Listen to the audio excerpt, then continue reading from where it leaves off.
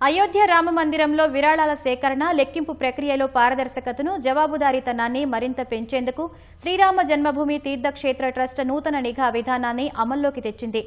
ఆలయం లోపల ఉన్న హుండీలను తొలగించడం మొదలు నగదు లెక్కింపు పూర్తయ్యే వరకు ప్రతి దశను కెమెరాల్లో రికార్డు చేస్తున్నారు. ఈ మొత్తం ప్రక్రియను పర్యవేక్షించేందుకు 8 మందితో కూడిన ప్రత్యేక బృందాన్ని నియమించారు. విరాళాల పెట్టెల తరలింపు నుంచి లెక్కింపు వరకు ప్రతి అడుగును స్పష్టంగా రికార్డు చేయాలని 360 డిగ్రీల కెమెరాలు, ఎస్ఎల్ఆర్ కెమెరాలను ఉపయోగిస్తున్నారు. ఆలయంలోని సుమారు 40 హుండీలను ఖాళీ చేసే పద్ధతిని మార్చారు. గతంలో ఒకేసారి అనేక హుండీలను తెరిచేవారు. కానీ ఇప్పుడు ప్రతిరోజు విడివిడిగా ఒక్కో పెట్టెను తెరిచి మరింత నిశితంగా పర్యవేక్షిస్తున్నారు. ఈ ప్రక్రియ కోసం 2 నిపుణులైన వీడియోగ్రాఫర్లను కేటాయించారు. హుండీని తెరిచే సమయంలో 2 బ్యాంకు అధికారులు, 2 ట్రస్ట్ ప్రతినిధులు, 2 భద్రతా సిబ్బంది విధిగా హాజరవుతున్నారు. నగదు లెక్కింపు పూర్తయిన తర్వాత స్టేట్ బ్యాంక్ ఆఫ్ ఇండియా అధికారులు లెక్కింపు గదిలోనే ఆ హుండీలను అధికారికంగా సీలు చేస్తున్నారు. కొన్ని వారాల క్రితం రామమందిరంలో విరాళాల చోరీ జరగడం దేశవ్యాప్తంగా కలకలం రేపింది.